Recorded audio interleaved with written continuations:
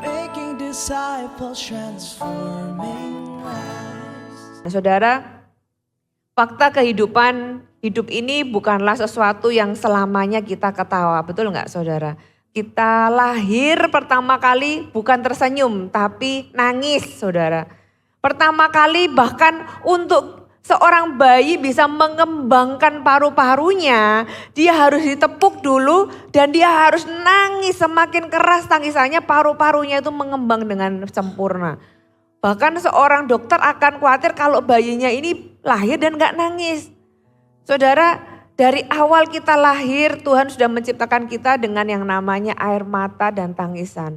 Sebenarnya ada sisi baik dan sisi yang mungkin sepertinya tidak menyenangkan. Tapi saudara, Tuhan itu sudah memberikan kita sebuah alat yang bisa membuat kita bisa sembuh dari yang namanya duka kehilangan. Kita hidup di dalam dunia yang sudah jatuh ke dalam dosa.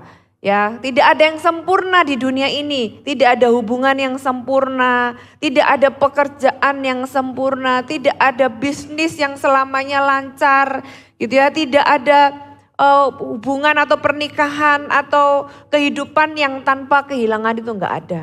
Di dalam kehidupan ini kita pasti pernah mengalami yang namanya kehilangan. Saudara, kita punya orang-orang di sekeliling kita. Saya pribadi pernah berpikir, saya punya orang tua, papa saya sudah enggak ada.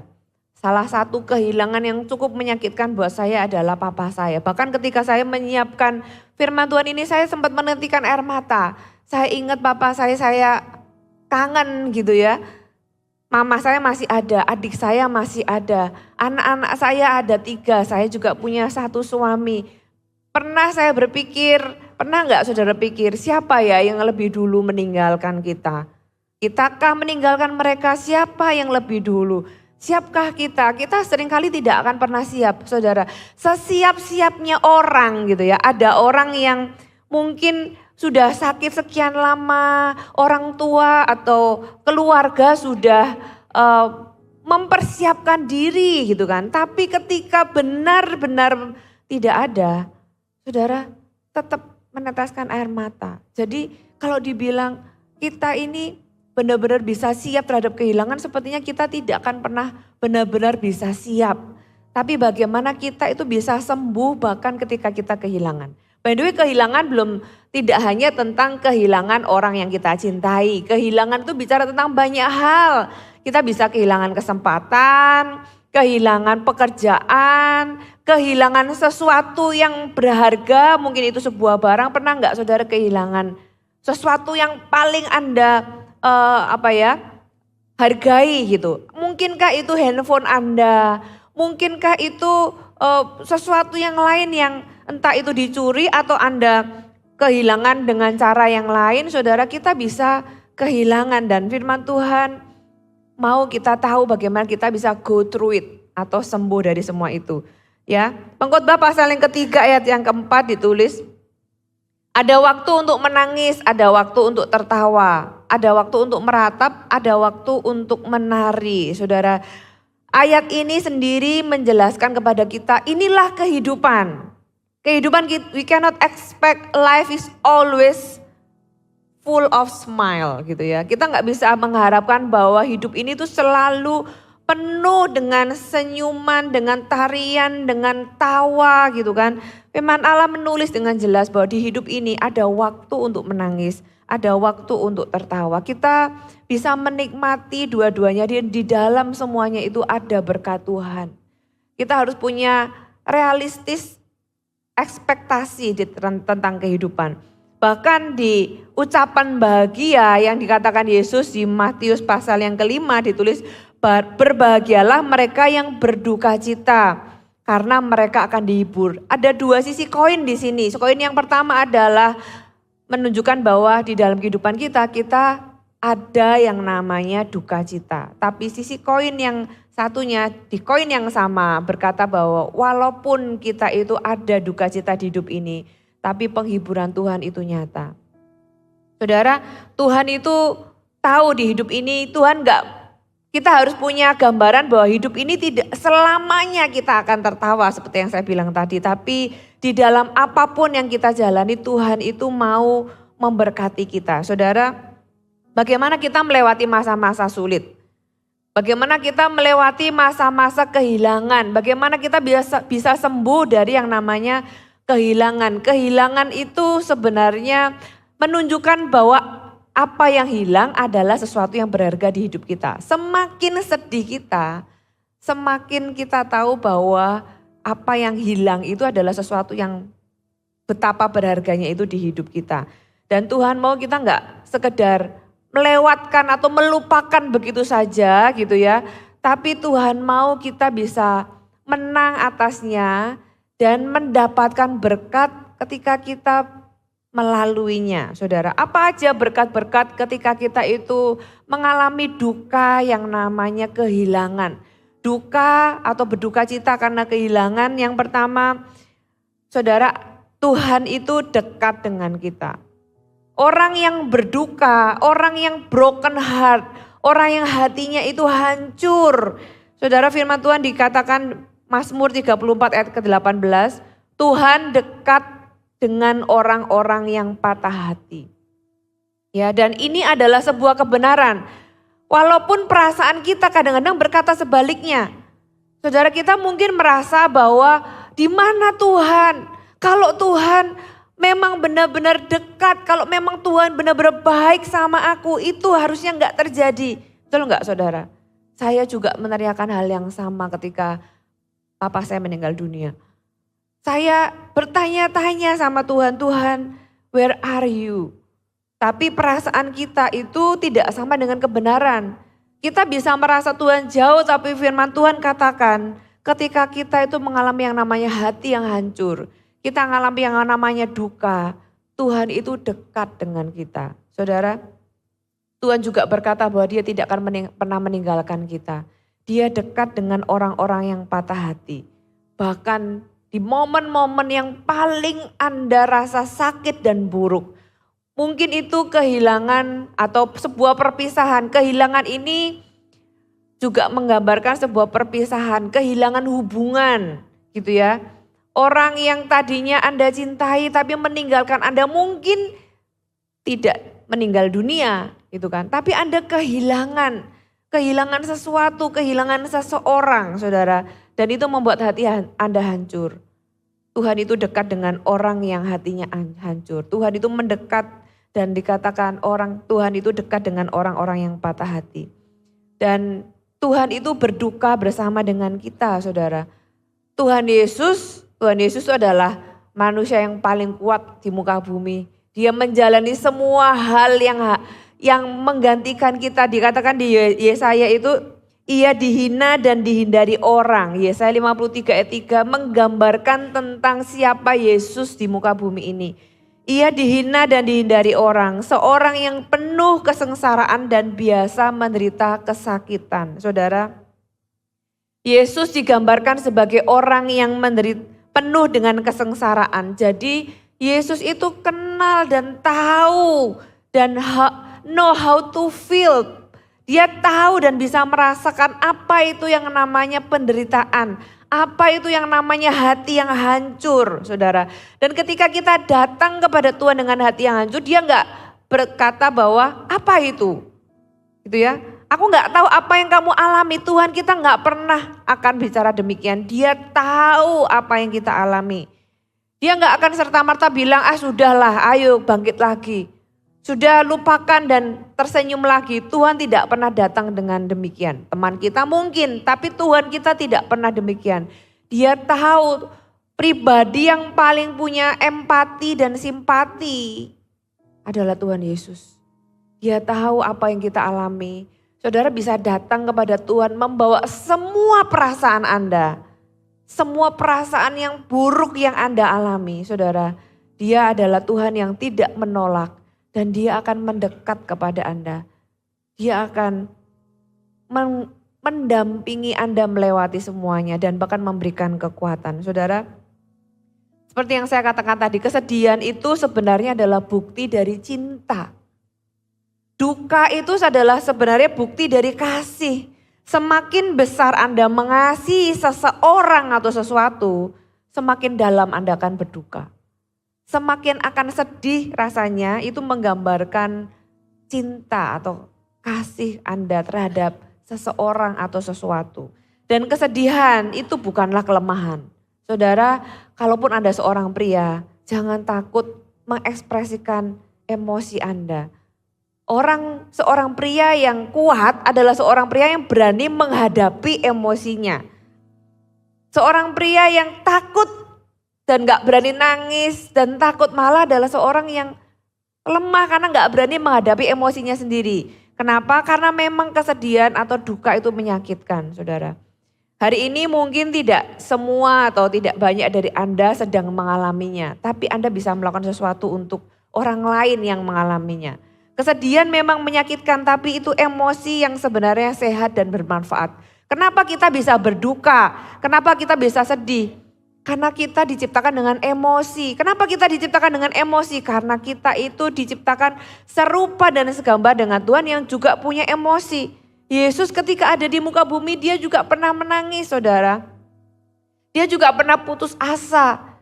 Dia juga pernah yang namanya dikhianati, dikecewakan. Dia mengalami semua perasaan yang manusia bisa alami. Dan seringkali karena duka atau kesedihan itu menyakitkan, beberapa orang punya respon yang tidak sehat. Ada 2 respon yang tidak sehat. Yang pertama namanya represi. Represi itu secara tidak sadar gak mau gitu ya, gak mau berduka, menghalangi pikiran yang menyakitkan gitu ya. Dia bersenang-senang tapi secara gak sadar. Dan kadang-kadang ketika kehilangan itu tiba-tiba saudara akan bingung bagaimana meresponnya. Yang pertama represi secara tidak sadar menghindari pikiran-pikiran atau perasaan yang menyakitkan. Yang kedua supresi, kalau supresi itu menekan dengan sengaja. Ya dengan sengaja menekan dan pura-pura baik-baik saja dan seperti nggak ada apa-apa. Terus terang saya pribadi ketika melihat papa saya meninggal di depan mata saya itu bingung saudara. Saya bertanya-tanya saya itu harus sedih atau gimana ya harusnya. Saya itu beneran yang di depan saya bingung bagaimana meresponinya. Saya butuh waktu untuk bisa meresponinya. Puji Tuhan waktu papa saya di rumah duka gitu ya, saya sempat ya maksudnya bisa mengekspresikan kesedihan saya. Tapi saudara, setiap orang itu butuh waktu dan setiap orang waktunya beda-beda. Tapi intinya adalah jangan ditekan, jangan disangkali bahwa memang kita itu sedih. Saudara, jangankan kehilangan orang yang kita cintai, kita kehilangan barang aja loh saudara. Saya kadang itu kalau misalnya pernah nggak kehilangan barang? Pernah, kehilangan handphone dulu itu beberapa kali. Saya kalau orang Jawa tuh bilang apa ya, kalau orang bahasa Indonesia itu kayak termangu gitu ya, terpaku. Kenapa ya kok bisa terjadi? Kemudian bagaimana ini dan sebagainya. Ada waktu di mana kita merasakan kehilangan itu sendiri. Saudara, kita perlu bisa mengeluarkan rasa sakit itu gitu ya dengan cara yang sehat. Kenapa? Kalau tidak, kita bisa melampiaskan dengan cara yang tidak sehat. Nah, kadang-kadang yang sulit adalah bagi anak-anak. Bagi anak-anak mereka tidak pernah diajari gitu ya. Bahkan kita juga orang dewasa kadang-kadang tidak tahu bagaimana memproses itu. Ada anak-anak yang mungkin terluka sejak kecil. Waktu kecil orang tua bercerai misalnya gitu ya. Mungkin ada anak-anak yang dari kecil mengalami pelecehan. Gak tahu bagaimana merespon. Kadang anak-anak gak bisa ngomong, gak bisa cerita. Gitu ya, orang tua bercerai, bagaimana seorang anak bisa memproses? Aku harus gimana? Marah, sedih, kalau marah sama siapa gitu ya. Kalau nangis aku nanti dianggap lemah jadi bingung cara memprosesnya dan itu dibawa sampai besar. Atau mengalami peristiwa-peristiwa yang menyakitkan, kehilangan sesuatu yang dia, kehilangan sahabatnya misalnya. Gitu ya, sahabatnya meninggalkan dia dan lain sebagainya. Seorang anak yang tidak tahu bagaimana memproses dan membawanya sampai dewasa akan mempengaruhi banyak hubungan di dalam kehidupannya. Anda pernah nggak ketemu sama seseorang yang nggak tahu kenapa, tapi karena alasan yang kadang-kadang nggak masuk akal, Orang itu bisa marah, punya anger issue. Ada orang itu yang sedih tanpa sebab dan berkelanjutan. Saudara, kalau mau jujur, there must be something. Ada sesuatu in the past, di dalam masa lalunya yang dia itu tidak proses dan benar-benar sembuh dari rasa sakitnya. Sehingga kemarahannya yang terpendam itu dia lampiaskan kepada siapapun. Dia nggak tahu sebenarnya dia tuh marah mungkin sama orang tuanya gitu ya. Tapi dia nggak bisa karena dia masih kecil. Dia marah sama situasi atau sesuatu yang membuat dia merasa sakit. Tapi dia nggak tahu bagaimana melampiaskan dengan sehat. Sehingga itu mempengaruhi seseorang ketika dia menjalin hubungan, ketika pacaran, bahkan di dalam pernikahan. Saudara, kita perlu sembuh dari yang namanya duka kehilangan.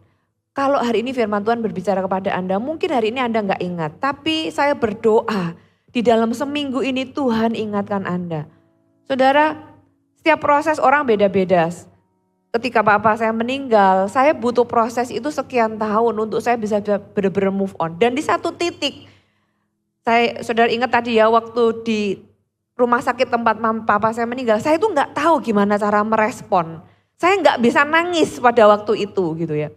Sekian tahun kemudian di dalam suasana hadirat Tuhan di sebuah ibadah, saya lupa tepatnya di mana. Tiba-tiba saya tuh kayak dibawa kembali di peristiwa itu dan saya nangis sejadi-jadinya. Setelah itu saya let go, kayak sesuatu yang sudah closure. Saudara, Anda perlu bisa sembuh dari yang namanya kehilangan. Hari ini apa yang saudara pernah alami, puji Tuhan kalau saudara sudah sembuh, Anda bisa menghibur orang lain. Tapi di dalam kehidupan kita ini, kehilangan itu sesuatu yang tidak terjadi hanya sekali. Kadang itu bisa berkali-kali dan kita harus tahu bagaimana kita bisa sembuh dari setiap duka yang namanya kehilangan. Anda perlu bangkit kembali. Karena apa yang seringkali membunuh kita bukan hanya apa yang kita makan. Ya kan, kita berpikir, oh makanan harus dijaga, betul. Saudara, makanan harus dijaga. Tapi seringkali yang bisa membunuh kita adalah apa yang memakan kita dari dalam. Dan itu adalah emosi atau luka dari masa lalu atau dari kehilangan yang kita tidak bereskan. Mazmur 32 ayat yang ketiga. Selama aku berdiam diri, tulang-tulangku menjadi lesu. Karena aku mengeluh sepanjang hari. Saudara, selama kita itu diam dan do nothing about it. Tidak memprosesnya, tidak mengekspresikannya, tidak membawanya ke hadapan Tuhan. Maka itu akan menekan sesuatu di dalam kita. Dan Mazmur berkata kalau kita itu berdiam diri, maka tulang-tulangku menjadi lesu. Dan kita itu semakin akan tertekan, kita bisa mengalami kehilangan sekali lagi pekerjaan, teman, kesempatan, sesuatu yang berharga. Saudara, kita punya pilihan. Apakah kita itu akan meratapi, yaitu kita mengasihani diri sendiri. Kita meratapi, kemudian kita menyalahkan diri sendiri. Betul enggak saudara? Ada berapa banyak dari kita itu terjebak di dalam meratapi, mengasihani diri sendiri dan menyalahkan diri sendiri. Waduh, coba kalau waktu itu saya itu gak taruh di situ, pasti gak akan dicuri orang. Aduh, waktu itu kalau misalnya saya bisa berbuat lebih baik, mungkin orang tuaku terselamatkan. Aduh, kalau misalnya kita terus meratapi, kita terus menyalahkan diri sendiri, gitu ya, kita terus mengasihani diri sendiri, betapa kasihannya aku ini ditinggal sama dia gitu ya, aku ini dicampakkan, aku ini ya dipisah gitu ya dengan seseorang yang kita cintai. Kita bisa meratapi atau yang kedua kita itu bisa berduka. Berduka itu artinya kita itu membawa emosi negatif kita secara positif kepada Tuhan. Merasakan rasa sakit itu, tapi kita tidak terjebak dengan yang namanya menyalahkan diri sendiri atau mengasihani diri sendiri. Tapi kita mengakuinya kepada Tuhan, Tuhan aku sedih, Tuhan aku ini berduka. Gitu ya. Mazmur 39 ayat yang kedua. Aku membisu, aku diam, aku tidak mengatakan apa-apa, tetapi penderitaanku bertambah berat. Saudara, hal buruk yang terjadi di hidup kita itu seringkali di luar kontrol kita. Betul nggak saudara? Kita sudah berusaha gitu ya, seteliti mungkin, sebaik mungkin, tapi kadang-kadang hal buruk itu di luar kontrol kita, itu bukan pilihan kita. Tapi respon kita, tapi berduka itu adalah pilihan. Apakah kita mau menyangkali, pura-pura nggak terjadi dan kita nggak mau merasakan rasa sakit, atau kita mau memprosesnya, mengalaminya, membawanya ke hadapan Tuhan dan mengizinkan Tuhan menyembuhkan kita, itu adalah pilihan kita. Apa yang terjadi kepada kita seringkali bukan pilihan kita, tapi respon kita terhadap apa yang terjadi itu adalah pilihan kita, saudara. Dan seringkali perasaan duka itu sesuatu yang pahit, tapi tahukah saudara bahwa itu adalah emosi yang sehat dan bermanfaat. Supaya kita tidak terjebak di dalam sebuah tahap kehidupan yang kita nggak bisa move on, kita nggak bisa maju lebih lagi. Bagaimana Tuhan itu memberkati kita melewati masa-masa duka. Tuhan memberikan kita keluarga rohani untuk mendukung kita, ya saudara ya. Kenapa? Karena Tuhan tidak mau Anda menjalani hidup itu sendirian. Kita tidak pernah diciptakan untuk hidup sendirian. Kalau kita hidup sendirian, diciptakan untuk hidup sendirian, Tuhan akan menciptakan satu planet untuk kita, masing-masing, gitu ya. Tuhan membuat kita hidup di dalam planet yang sama. Kalau Tuhan memang mau menciptakan kita itu hidup sendirian, Tuhan akan ciptakan satu orang, satu planet, supaya kita hidup itu sendirian. Tapi Tuhan mau kita menjalani hidup itu bersama-sama dengan orang lain. Bahkan firman Tuhan dikatakan di Roma 12 ayat yang ke-15. Bersukacitalah dengan orang yang bersukacita, menangislah dengan orang yang menangis. Ada sebuah pepatah yang berkata, kalau sukacita itu dibagikan akan menjadi 2 kali lipat. Kalau duka cita itu dibagikan akan menjadi setengahnya. Kita perlu orang lain dan Tuhan memberikan kita keluarga rohani untuk mendukung kita. Supaya Anda tidak seperti yang Mazmur tadi katakan, ketika kita berdiam diri, kita nggak punya seseorang kita bisa menangis bersama gitu ya. Tertawa bersama mungkin kita bisa temukan, menangis bersama. Berbahagialah saudara yang bisa menemukan dan punya orang-orang yang Anda bisa menangis bersama. Orang-orang yang Anda bisa datang dan menceritakan duka Anda tanpa dihakimi. Anda adalah orang yang berbahagia, Anda adalah orang yang diberkati. Saudara, mungkin hari ini Anda ada di dalam salah satu dari 2 posisi ini. Yang pertama, Anda adalah orang yang butuh dihibur karena Anda sedang mengalami kehilangan. Hanya Tuhan yang tahu apa yang Anda alami. Mungkin orang di kanan kiri Anda belum Anda gak kenal gitu ya, atau tidak tahu apa yang sebenarnya ada di hati Anda yang Anda alami. Anda mungkin ada di posisi Anda butuh dihibur. Anda barusan mengalami, mungkin itu tahun lalu, mungkin itu bulan lalu, mungkin itu minggu lalu gitu ya. Anda sedang mengalami kehilangan dan Anda butuh dihibur. Atau posisi yang kedua adalah Anda tidak butuh dihibur, tapi Anda itu bisa menghibur orang lain. Ingat yang firman Tuhan katakan lagi, bersukacitalah dengan orang yang bersukacita, menangislah dengan orang yang menangis. Jika Anda hari ini ada di dalam posisi bahwa aku gak sedang duka kehilangan, aku bisa jadi orang yang menghibur orang lain. Saya berikan Anda beberapa tips.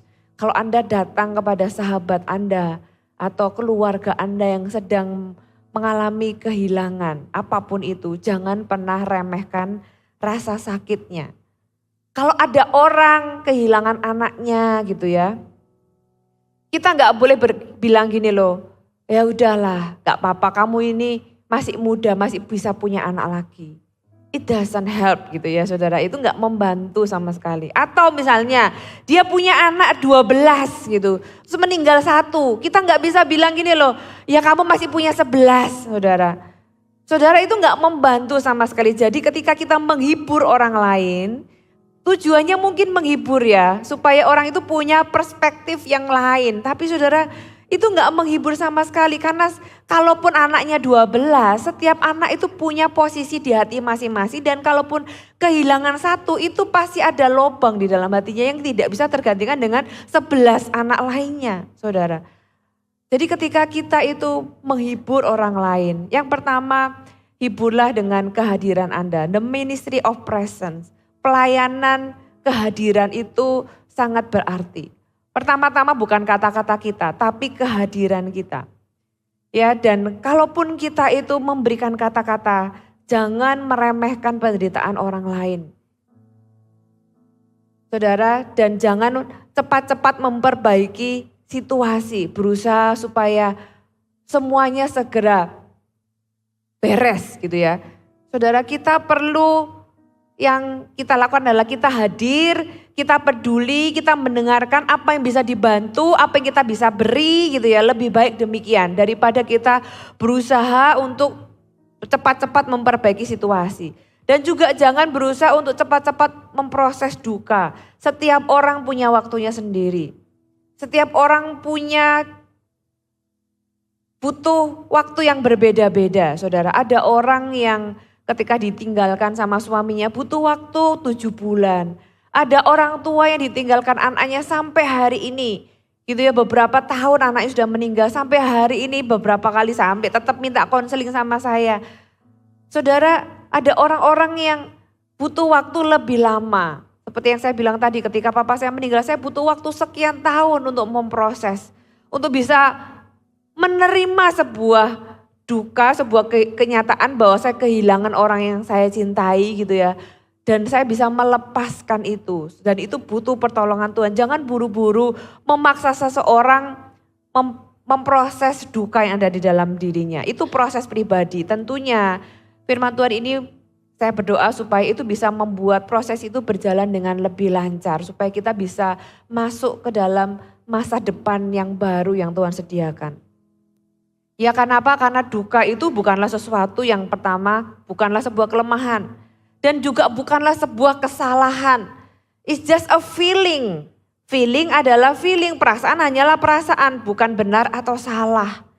Izinkan orang mengalaminya, izinkan orang memprosesnya, tapi ajari supaya orang itu tidak terjebak di dalam mengasihani diri sendiri dan menyalahkan diri sendiri. Tapi membawanya di hadapan Tuhan, menceritakan kepada orang-orang, menjadi sahabat-sahabat yang mereka bisa mendukungnya, mendoakannya gitu ya, menemaninya, mengerti, peduli. Saudara, itu akan sangat membantu.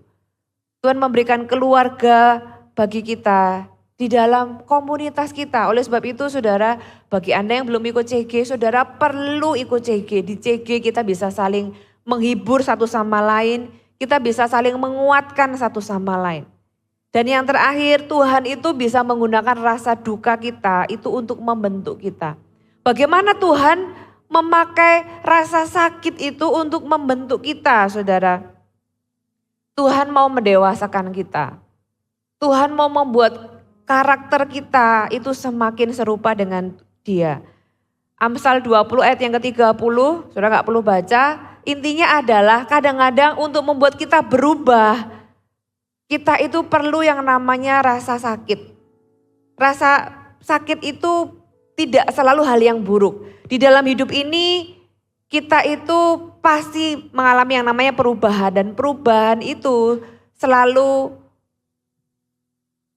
selalu melibatkan yang namanya kehilangan. Dan kehilangan itu selalu menciptakan rasa sakit. Ya itulah kehidupan. Di dalam kehidupan ini seringkali bahkan pemulihan pun dimulai dengan kehilangan. Saudara kalau mau renovasi rumah, saudara harus menghilangkan beberapa bagian bukan? Saudara mungkin harus menghancurkan tembok tertentu, Anda harus membuang barang tertentu untuk menggantinya dengan yang baru.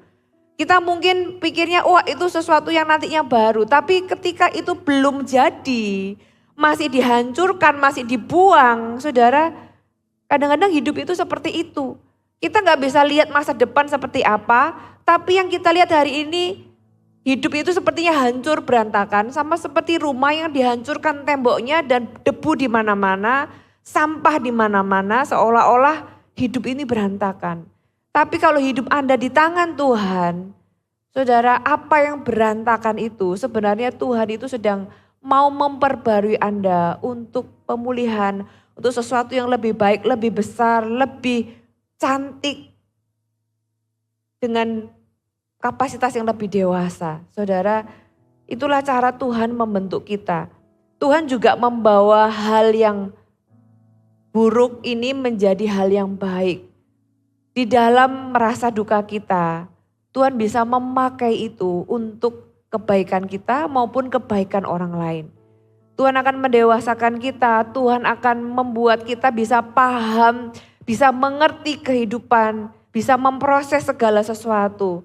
Dan Tuhan juga memakai rasa sakit itu untuk mempersiapkan kita untuk kekekalan. Saudara, apa yang kita alami di muka bumi ini adalah penderitaan yang biasa, kata firman Tuhan. Dibanding dengan kekekalan yang ada di surga. Dan rasa sakit itu juga membuat kita punya pengharapan bahwa suatu hari rasa sakit itu akan selesai, rasa sakit itu akan berhenti dan kita akan selamanya bersuka cita di hadapan Tuhan. Saudara, rasa sakit itu membuat kita, menyadarkan kita kadang-kadang bahwa kita itu butuh Tuhan.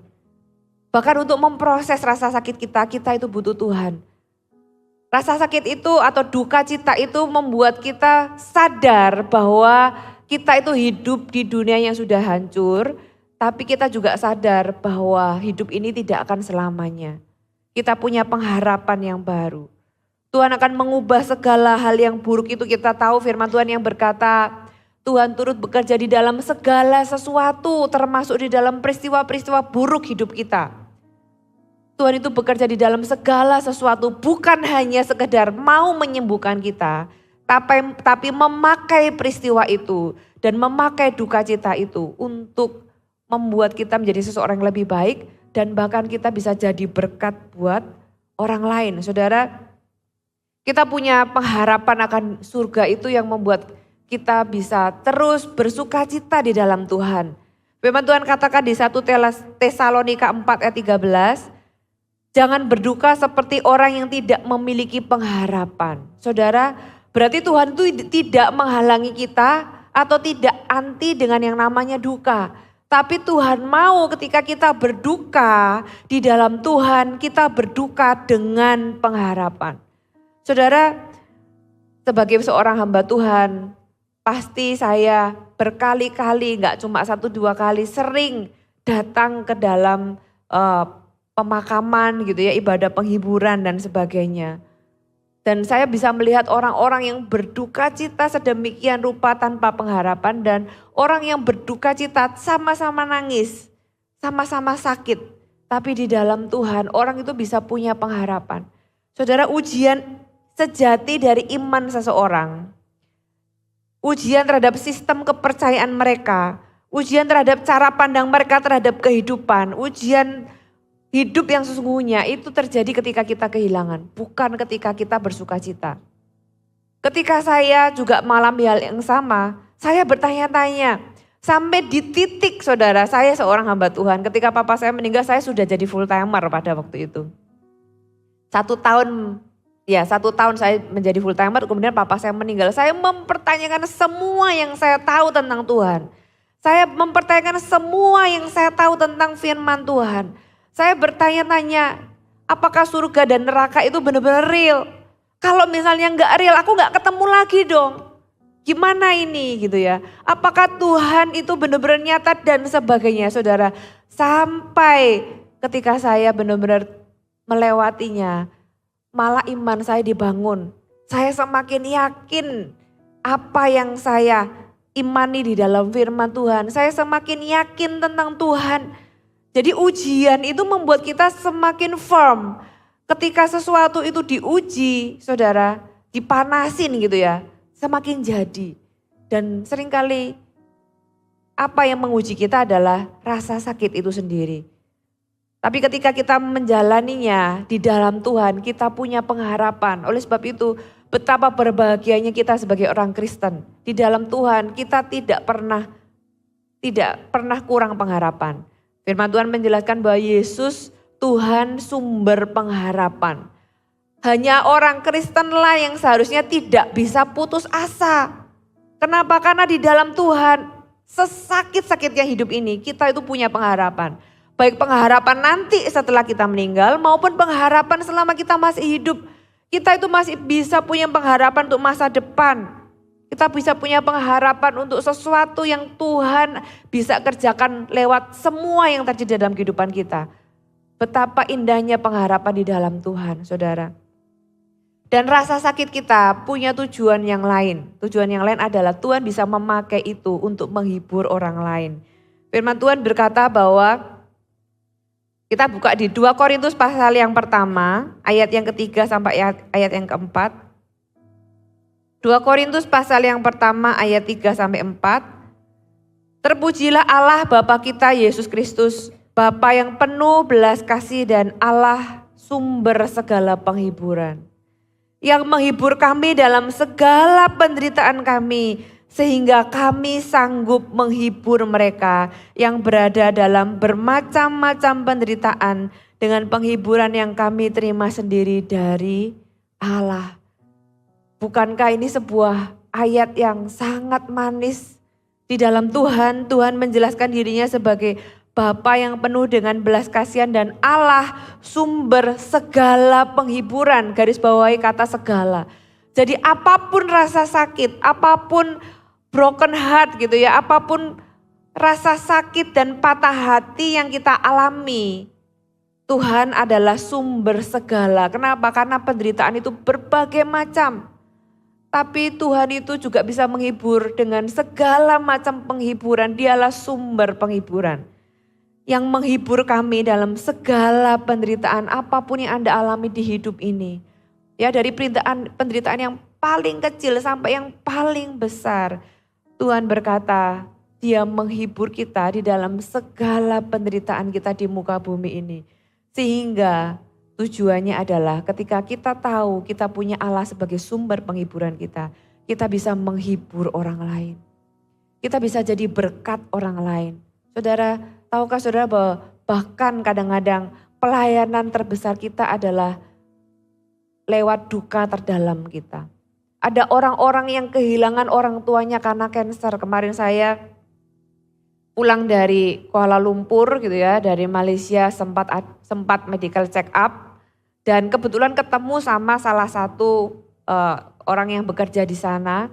Kita berbincang-bincang dan dia berkata bahwa aku kerja di sini gitu ya. Orang tuanya itu meninggal karena kanker pankreas. Dan dia bekerja di rumah sakit yang kanker gitu ya, rumah sakit kanker. Saudara, kadang-kadang apa yang membuat kita begitu sakit itu bisa membuat kita jadi berkat buat orang lain.